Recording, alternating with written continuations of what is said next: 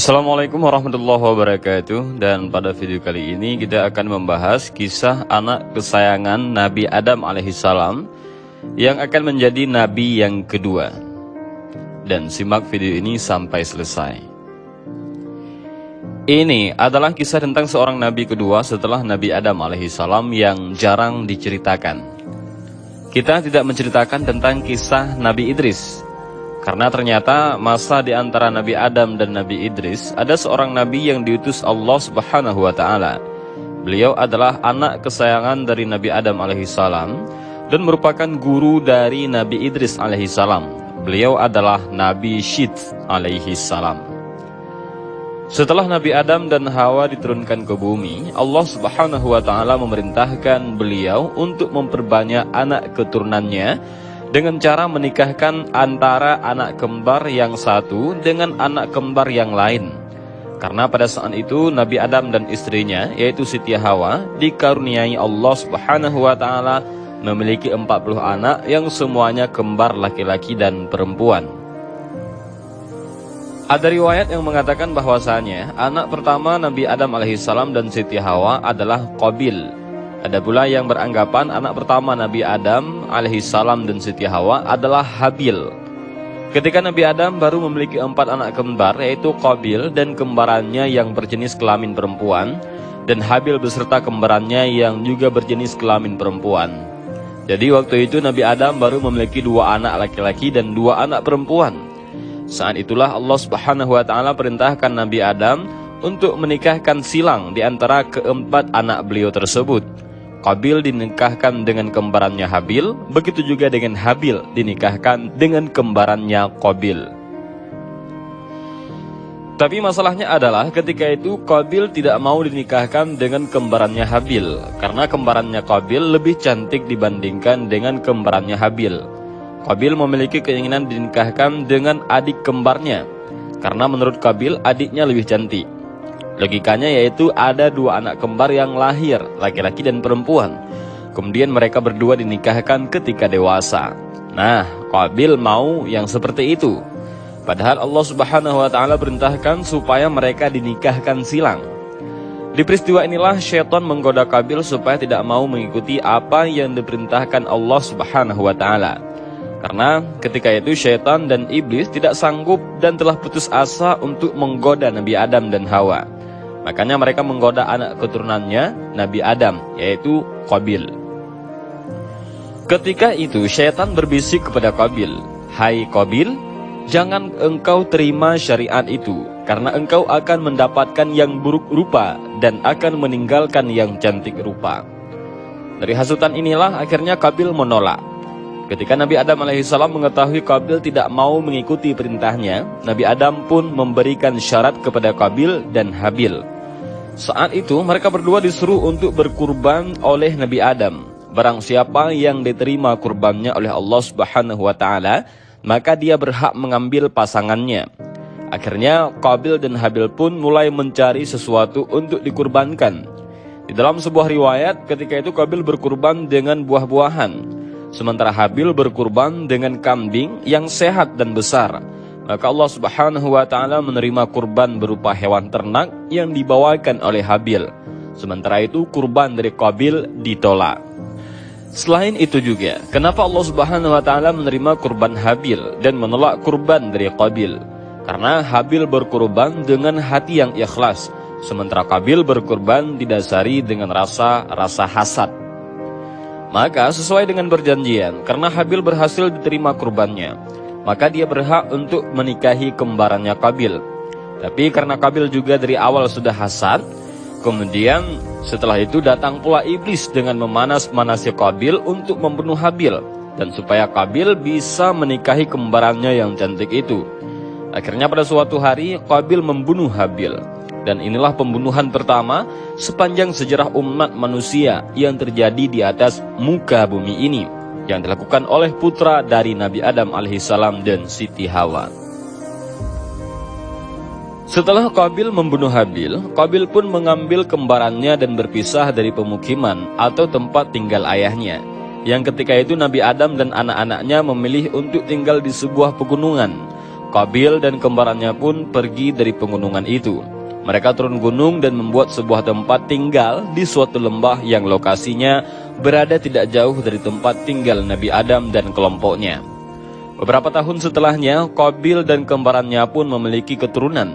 Mereka beranak pinak di lembah tersebut. Begitu juga dengan kelompok Nabi Adam yang berada di atas gunung. Akhirnya pada saat itu muncullah dua perkampungan. Yang satu Nabi Adam dan kelompoknya di atas gunung, sedangkan yang satu lagi Qabil dan anak-anaknya di kaki gunung.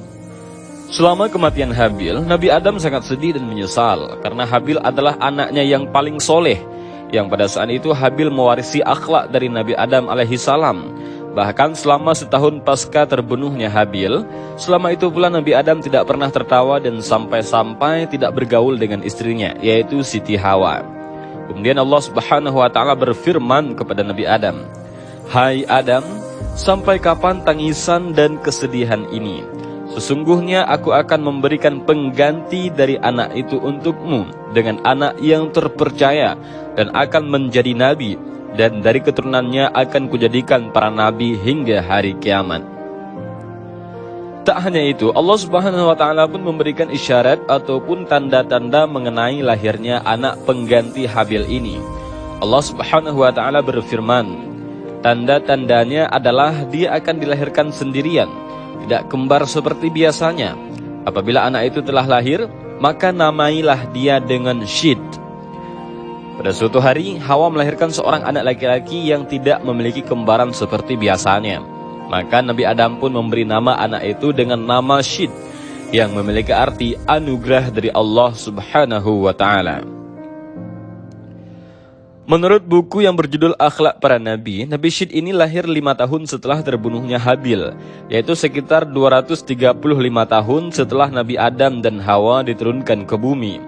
Beliau dilahirkan ketika Nabi Adam berusia 930 tahun. Nabi Syid diberikan Allah Subhanahu wa Ta'ala memiliki kelebihan dari segi keilmuan, kecerdasan, ketakwaan, dan kepatuhan dibanding anak Nabi Adam yang lain.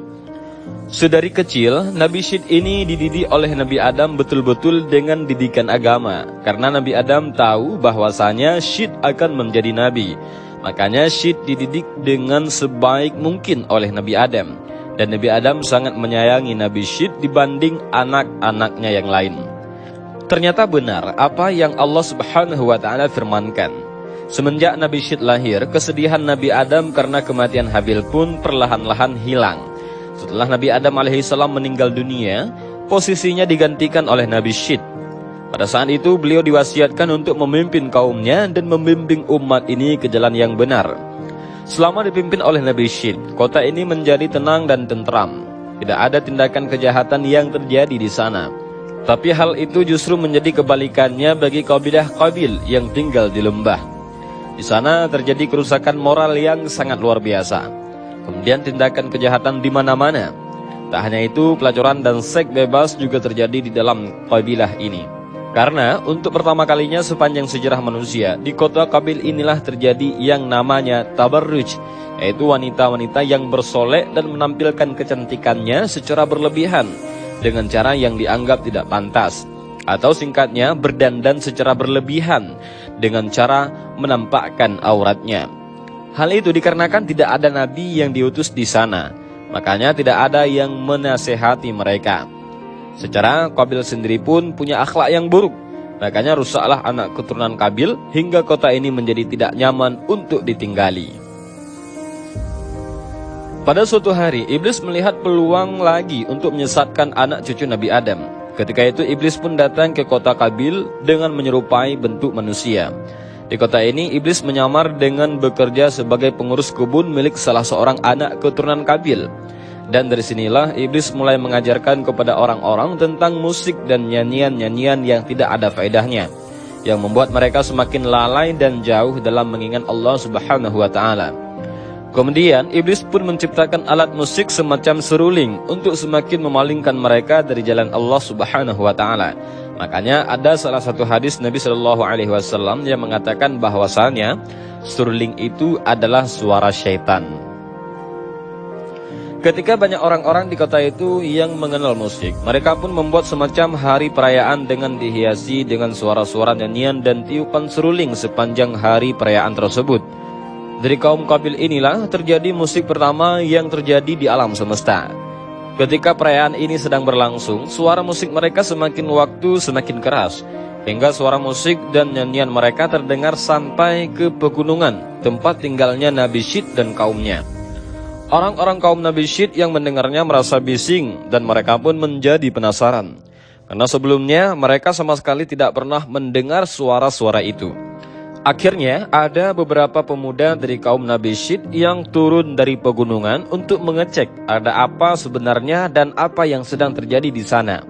Sesampainya mereka di sana, para pemuda ini pun mengintip-ngintip kegiatan yang sedang dilakukan oleh kaum Qabil. Menurut riwayat dari Abdullah bin Abbas, perempuan dari kabilah Qabil ini cantik-cantik, sedangkan laki-lakinya kurang tampan. Sementara itu perempuan dari kaumnya Nabi Syed ini kurang cantik, tapi laki-lakinya tampan-tampan. Makanya ketika para pemuda ini melihat wanita-wanita dari kabilah Qabil, mereka pun takjub akan kecantikan yang dimiliki wanita-wanita anak keturunan Qabil ini. Ditambah lagi mereka tidak menutup aurat dan berdandan secara berlebihan. Akhirnya pemuda-pemuda itu naik lagi ke atas gunung dan mengabarkan kepada pemuda-pemuda lain bahwasanya di bawah sana ada sekelompok perempuan yang cantik-cantik. Lalu secara berbondong-bondong pemuda-pemuda kaum Nabi Syed ini pun turun dari tempat mereka menuju bukit di mana kaum Qabil tengah mengadakan pesta atau perayaan. Maka ketika itu para pemuda-pemuda kaum Nabi Syed ini terpesona karena melihat begitu cantiknya perempuan di lembah. Begitu juga dengan perempuan-perempuan kaum Qabil. Mereka pun terpesona melihat ketampanan pemuda-pemuda yang tak pernah mereka lihat sebelumnya. Mulailah ketika itu mereka saling menyukai dan saling berinteraksi antara kedua kaum ini, hingga berakhir dengan perzinahan. Dan inilah perzinahan pertama yang terjadi di alam semesta. Jadi lengkap sudah syaitan dan iblis menghasut anak cucu Adam untuk melakukan segala hal yang dilarang Allah Subhanahu wa Ta'ala. Mulai dari pembunuhan, tabarruj, musik, dan sampai terjadinya perzinaan. Iblis dan bala tentaranya betul-betul selangkah lebih maju dalam menghasut anak cucu Adam supaya bisa menemani mereka di neraka kelak. Seiring berjalannya waktu, banyaklah pemuda-pemuda dari kaum Nabi Syed yang terpengaruh dan ikut rusak karena wanita-wanita dari kaum Qabil. Nabi Syed pun berusaha mendakwahi mereka untuk kembali ke jalan yang benar. Ketika itu ada beberapa yang taubat, tapi ada pula yang tetap tenggelam dalam maksiatnya. Kemudian Nabi Syed teringat akan wasiat ayahnya, yaitu Nabi Adam alaihissalam. Ketika itu Nabi Adam alaihissalam memberitahu kepada Syed tentang akan terjadinya topan dan kehancuran alam. Selain itu Nabi Syed juga diajarkan tentang waktu-waktu ibadah dalam sehari semalam. Nabi Adam juga memberikan seutas tali dari bahan sutra yang membuat gambaran tentang para nabi dan orang-orang yang akan menguasai dunia. Tali sutra tersebut diturunkan kepada Nabi Adam dari surga dan diberikan kepada Nabi Syed alaihissalam untuk dilipat dan disimpan dalam sebuah kotak atau tabut, dan tabut itu harus selalu dikunci. Kemudian Nabi Adam mencabut beberapa helai janggutnya dan meletakkan ke dalam tabut tersebut dan sambil berkata, "Hai anakku, ambillah rambut-rambut ini dan bawalah bersamamu ketika menghadapi urusan yang penting. Rambut-rambut ini akan membantu mengalahkan musuh selama masih ada bersamamu.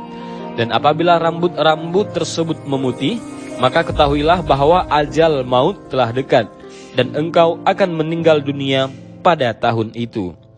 Lalu Nabi Adam melepas cincinnya dan memberikannya kepada Nabi Syed, serta menyerahkan tabut dan suhuf yang telah diturunkan kepadanya. Kemudian Nabi Adam berkata, "Wahai anakku, perangilah saudaramu Qabil, sesungguhnya Allah Subhanahu wa Ta'ala akan menolongmu untuk mengalahkannya." Berdasarkan dari wasiat ayahnya, yaitu Nabi Adam alaihissalam, Nabi Syed pun mengumpulkan orang-orang dan kemudian terjadilah peperangan pertama sepanjang kehidupan manusia. Perang antara kabilah Syed dan kabilah Qabil. Tentu saja dari peperangan tersebut dimenangkan oleh kabilah Syed, karena Allah Subhanahu wa Ta'ala telah memberikan jaminan. Setelah perang usai, Qabil menjadi tawanan kabilah Nabi Syed. Kedua tangannya diikat dan Qabil ditahan di tempat yang sangat panas, hingga akhirnya Qabil meninggal dunia. Seiring berjalannya waktu, Nabi Syed pun meninggal dunia, dan dakwah diteruskan oleh putranya Nabi Syed yang bernama An-Nusyah bin Syid. Saat An-Nusyah meninggal, maka diganti oleh Kinaan bin Anusyah. Saat Kinaan meninggal, dakwahnya diteruskan oleh anaknya yang bernama Mahlail.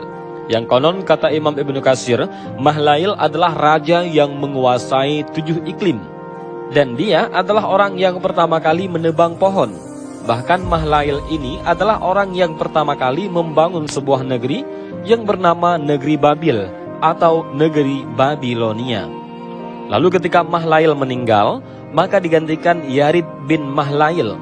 Dan di saat Yarid meninggal, estafet dakwahnya diteruskan oleh anaknya yang menjadi nabi yang bernama Akhnuh. Akhnuh ini dikenal sebagai Nabiullah Idris alaihi salam. Dari Abu Dzar, Rasulullah sallallahu alaihi wasallam bersabda, sesungguhnya Allah Subhanahu wa taala menurunkan 104 suhuf. Sebanyak 50 suhuf diturunkan kepada Syid alaihi salam. Hadis riwayat Ibnu Hibban.